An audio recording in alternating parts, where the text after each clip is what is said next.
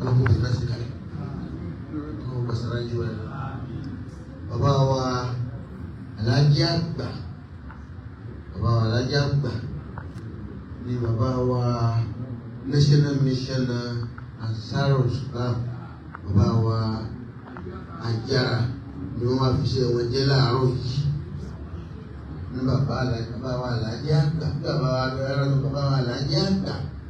Bàbá wa Alhaji Àgbà. Ilé tó ní yàrá Alhaji Àgbà.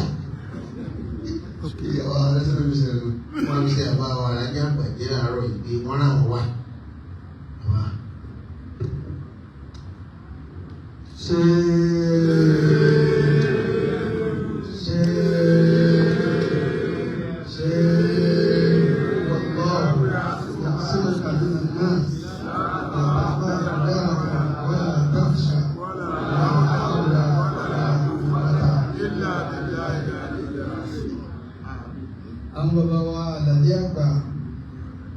سماحة الشيخ مصطفى محمد كمال الدين بن حبيب الله بن موسى الأدبي.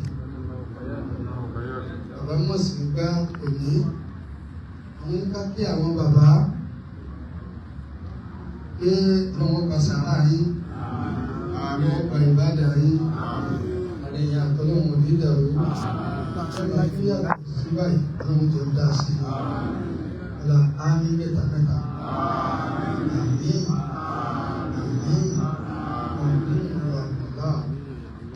Ansarul Islam tí ẹ jẹ́ bàbá gbogbo jíjà sáàsìláàmù kárí ayé. A máa ṣe conference kẹmà tẹ́ fi lé wa lọ́wọ́ ká máa ṣe. A wá ṣe 51st National Delegate Conference ní ìjẹta. A pàdé pọ̀ gbogbo àwọn ọmọ ẹgbẹ́ nìkan náà la pàdé ní Ògidì ní yunifásitì yìí. Bàbá wa president tí wọ́n máa ń kó wa wá lọ ti Suleiman Láìwọlá Àgbọ̀lábí. Wọ́n ti pé ọmọ 96 years. Bàbá náà sì ní ẹ̀mí ìṣe lára púpọ̀. Lílọ bíbọ̀ gbogbo ibi tá a bá ń lọ àjọ ń lọ ni. Wọ́n wá ní ẹ̀ka fún ẹjẹ́ ìsinmi kí n máa tẹ̀lé yín lẹ́yìn. Èyí mú lọ wá bí kí a ronú láti ṣe election, pàápàá jùlọ láti yan ẹlòmíì tí ó máa darí ẹgbẹ́ lọ.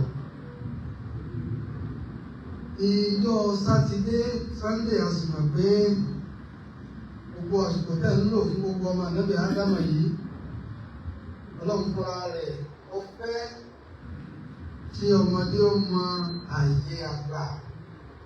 Ọlọ́run mọ́ sàlàyé àdàgbà. Bí bá ṣe pé púpọ̀ Ọlọ́run fi kún yín pẹ̀lú ìdágbà. Àwọn kan wọ́n lo lókè kan ní àwà sàyìn tó dàgbà ní balàhàyà kí wọ́n mọ́ yẹ pé ṣe. Ìyàmọ́ ní àhọ́ládá àbáyá kàyẹ̀sì á. Ilé wa dàbò. Bárakàláwò. Ó ní òun ti lọ 100 ọdún. Gbogbo ní ẹ̀mọ wá pé làbárí ayé báyìí ṣe bá ẹ̀fì ń lẹ̀ ẹ̀mọ́ gbé gàgà wá mọ́.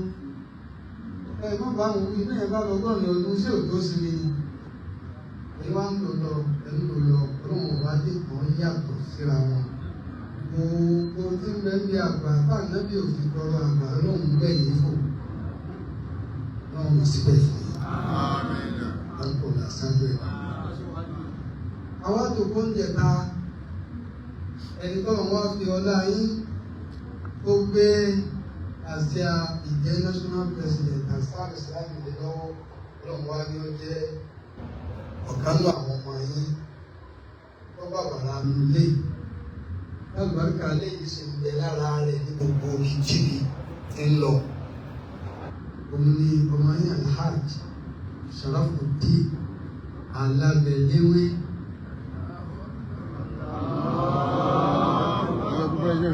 Alábẹ̀léwé. Gbogbo wọn bá ṣe wáyàn wọn bẹ́ẹ̀ ọ̀pọ̀ ọmọ ẹgbẹ́ ṣe fi lé wa lọ́wọ́ pé Ansarul Islam ẹgbẹ́ ọkọ̀ gbogbo ayé sínú ni tí wọ́n ń bá ayé ṣe é.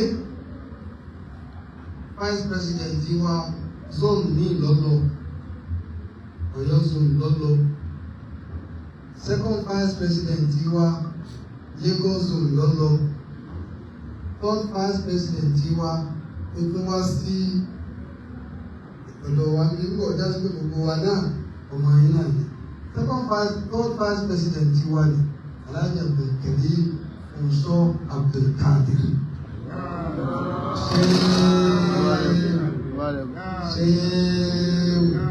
شيء والله يعصمك من الناس لا تخاف دركا ولا تخشى ولا حول ولا قوة إلا بالله. General Secretary ọlọ́run kádàrá pé ó wà ní ìtòkó nígbà yìí ti torí iṣẹ́ ọ̀nà ìpínlẹ̀ Abdullahi ní gbogbo wọn sì wá tẹ̀léra wọn nù làwa ní bàbá wa àfa wa Mufassir lọ́dọ̀ bàbá wa Àlàjí àgbà pé kò wọ́n bẹ pẹ̀lú wa àwọn làwọn bàbá ní kí wọ́n kó wa lẹ́yìn wá. The registrar wa ní Muhammad Kamaluddin University Engineer Musa Àlàjí àgbà àwọn náà wọ́n wà lẹ́gbẹ̀ẹ́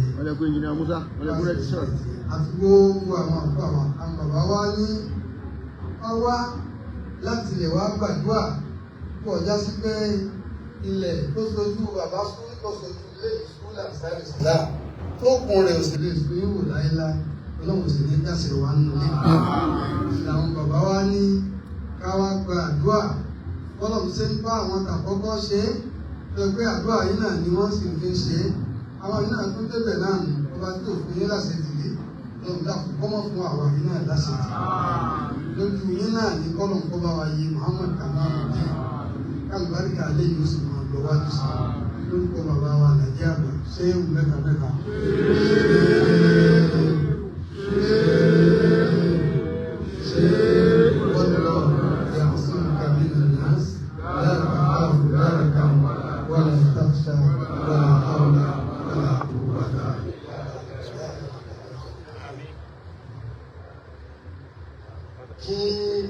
President wa National President Alhaj Sharafu Alabelewe Allahu Akbar ẹ tí wọnú ilé ìtẹ́lẹ̀ tó ní ti kó yàtọ̀ àgbáríkà ilẹ̀ tó rìn ní òun lónìí ọ̀dájọ́ wọn ìjọba dá sí ìlú mẹ́kọ̀ láàrin àsájọ́ Alhaji wa Abdulkarim Funso Abdulkadir àwọn náà ń bọ̀ wá kí àwọn bàbá ẹgbẹ́ ẹ̀sìn ṣe God first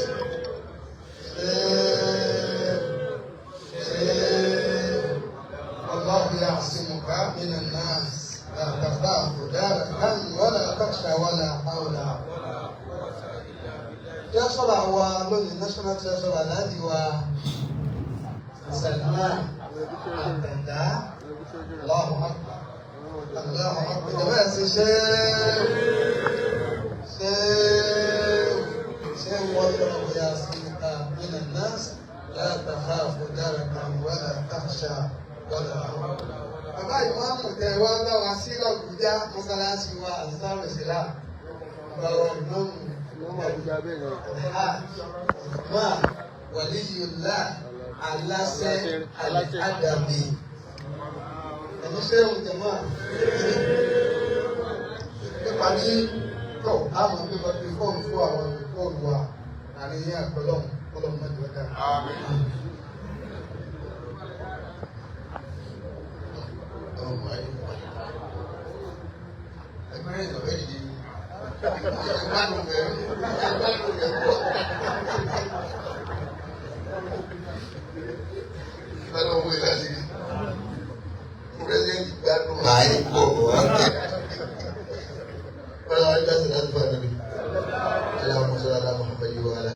Wọ́n nígbà tẹ parí tán tẹ yẹ pírẹsidẹ́ǹtì ẹ wá sọ fún pírẹsidẹ́ǹtì àtàwọn ẹ̀sẹ̀kẹ́tìfù yòókù pé ẹ lọ́dọ̀ àfáàgbà ẹ tó wá kúra ẹ tó pé láàárọ̀ yìí láàárọ̀ lọ́dọ̀ àfáàgbà ẹ wá wo gba àfáàgbà.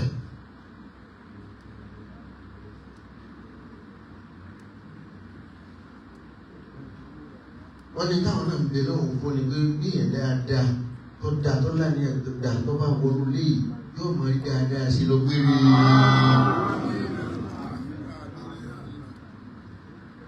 wọ́n ní náà lè fi wá wọ́n lẹ́yìn irú ẹgbẹ́ alájẹ́ àgbà sí ní kẹ́ ẹ wá bí àwọn National Mission wá kó yín wáyìí bí ẹ fẹ́ wá bí àwọn náà jẹ́ ẹni tí ń retí yín pé ẹ bẹ́ẹ̀ dé.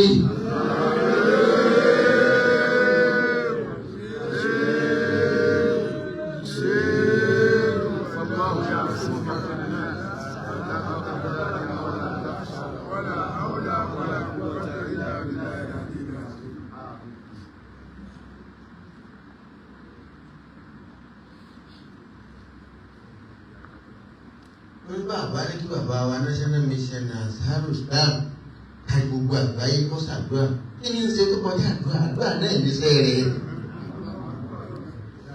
wọ́n lá máa dúrà náà ní National Mission náà fi bẹ̀rẹ̀ kọ̀ǹpútà bẹ̀rẹ̀. wọ́n ní torí pé kọ̀ǹpútà ó wòye kò sí jẹ́ pé rírí kọ̀ǹpútà yóò ṣe gbogbo ọgbọ́n tó lè dé láyé níṣẹ́ ìhà ìdílé kankan pé kọ̀ǹpútà náà lẹ́yìn ti lò ó. Kọ̀mpútà náà lẹ́yìn kọ̀mpútà wà ní níwájú àwọn yìí ẹ̀rọ ọmọ ilẹ̀ ṣe. wọ́n ní kọ̀mpútà àwọn àtọ́kọ́lọ́ ọmọ ìjì káwọn orí ìgbàjọ́ ọ̀kan náà wọn láti wọnú léyìí.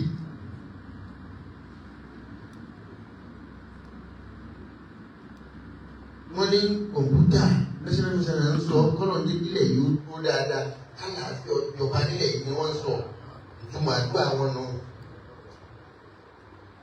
wọ́n ní gbogbo àdúrà tí National Mission náà wá sí lẹ́nu bàbá wa Alhaji àgbà ọlọ́pọ̀ gbà á. wọ́n ní ìwọ pírẹ́sidẹ́ǹtì wọ́n ní kẹ́ ẹ dákun ní táwọn tòun ṣe náà fi gba yìí kíkó náà fi wù yín dé kẹ́ ẹ dákun kẹ́ ẹ múra sí kí Ansarul Islam ẹ mọ̀ báwọn ni life patron Ansarul Islam tó máa lọ síwájú làwọn sì wà fún níta ìdìlò ní pírẹ́sidẹ́ǹtì tẹ̀ ìdìlò ní ẹ dákun ẹgbẹ́ débi tó kálukú ká yí ìfúnmọ́ rẹ̀ gbé alábẹ̀rẹ̀ wíwá ó sì lóore kẹ́ ẹ dákun ẹ bá mójútó Ansarul Islam ìṣàìṣẹ́ òun jẹ́ wọ́n lọ sí jẹ́kẹ́ inú orí ṣe bàbá rí wọ́n fi lé wọ́n ti wọ́n 96 kílẹ̀ mi 96 years wọ́n wá ní kẹ́ ẹja àwọn òṣèlú káwọn ọmọlẹ́yìn àwọn ọ̀fẹ́ kẹ́ ẹ́ta ni.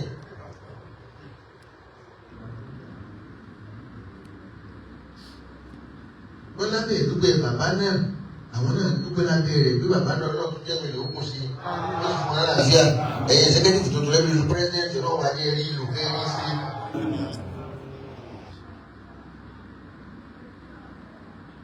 wọ́n ní àwọn ọmọ kó kálukú àyìnbó kan wọ́n kálukú ní wá wọ́n lè ní sáfù lálẹ́ ìwà rẹ̀ jẹ́ tó iná ìrádi ní pírẹ́sidẹ́ntì ọlọ́run fi sọ̀rọ̀ sọ ẹ́ ìgbà ètò kálukú ní ọlọ́run dára padà sí láàfíà. wọ́n ní iyì ọlọ́run jẹ́ kẹ́ ẹ máa gba yìí káàkiri. àmì kọ̀ǹpútà àmì pírẹsidẹ́ntì jẹ́nẹ́rà. subhana rabbika rabbil izzati amma yasifun wa salamun alal mursalin.